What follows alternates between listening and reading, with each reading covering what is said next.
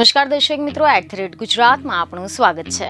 છેલ્લા ઘણા સમયથી રાજકોટના સહકાર ક્ષેત્રમાં ભાજપના જ બે જૂથ વચ્ચે વિવાદ ચાલી રહ્યો હતો, પરંતુ હવે રાજ્યભરમાં સહકારી અને રાજકીય ક્ષેત્રે હોબાળો મચાવનાર આ બંને જૂથો વચ્ચે વિવાદનો આખરે અંત આવી ગયો છે।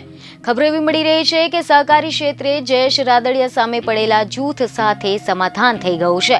સહકારી આગેવાન અને ધારાસભ્ય જયેશ રાદડિયાની આગેવાની હેઠળની રાજકોટ જિલ્લા સહકારી બેંકમાં કરોડો રૂપિયાના ભ્રષ્ટાચારના આક્ષેપ સાથે હાઈકોર્ટમાં કેસ દાખલ કરવામાં આવ્યો હતો અને આ કેસ દાખલ કરનાર સહકારી જૂથે રીટ પિટિશન પાછી ખેંચી લીધી છે, જેથી હવે એવી ચર્ચાઓ શરૂ થઈ ગઈ છે કે શું સમાધાન થતા જયેશ રાદડિયા વધુ મજબૂત બનશે।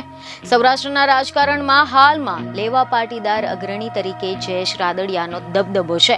સૌરાષ્ટ્રના સહકારી ક્ષેત્રના અગ્રણી તરીકે રાદડિયાની તાકાત વધી રહી છે। હવે જો આપણે આના વિશે સમગ્ર ડિટેલમાં વાત કરીએ તો તમને જણાવી દઈએ કે ખબર એવી મળી કે આના અગાઉ રાજકોટ લોધિકા ખરીદ વેચાણ સંઘમાં નીતિન ઢાંકેચા અને રાજકોટ માર્કેટિંગ યાર્ડમાં હરદેવસિંહ જાડેજાના વર્ચસ્વનો અંત આવ્યા બાદ નીતિન ઢાંકેચા અને હરદેવસિંહ જાડેજા એમના સાથે જ પુરુષોત્તમ સાવલિયા સહિતના જૂથ દ્વારા જયેશ રાદડિયાની સામે બાયો ચડાવવામાં આવી હતી।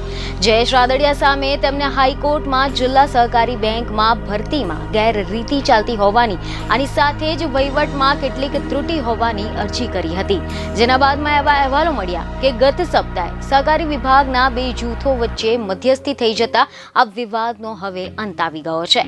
સહકારી આગેવાનો વચ્ચે મળેલી બેઠકમાં સમાધાન થઈ ગયું હતું અને બંને જૂથો શસ્ત્રો સમેટી લઈને સંમત થઈ ગયા હતા, જે અંતર્ગત હાઈકોર્ટમાં સત્રમાં રીટ પિટિશન પાછી ખેંચવાની અરજી કરવામાં આવી હતી। પરંતુ હવે આ મામલે રાજકીય વર્તુળોમાં અનેક પ્રકારની ચર્ચાઓ શરૂ થઈ ગઈ છે। સમજૂતીની શરતોને લઈને વિવિધ અટકળો લગાવવામાં આવી રહી છે, જો કે બંને પક્ષો તરફથી આ અંગે કંઈક પણ કહેવામાં આવી રહ્યું નથી, પરંતુ હાલ તો સહકારી ક્ષેત્રનો મોટો વિવાદ શાંત થતા રાદડિયા માટે રાહતના સમાચાર છે।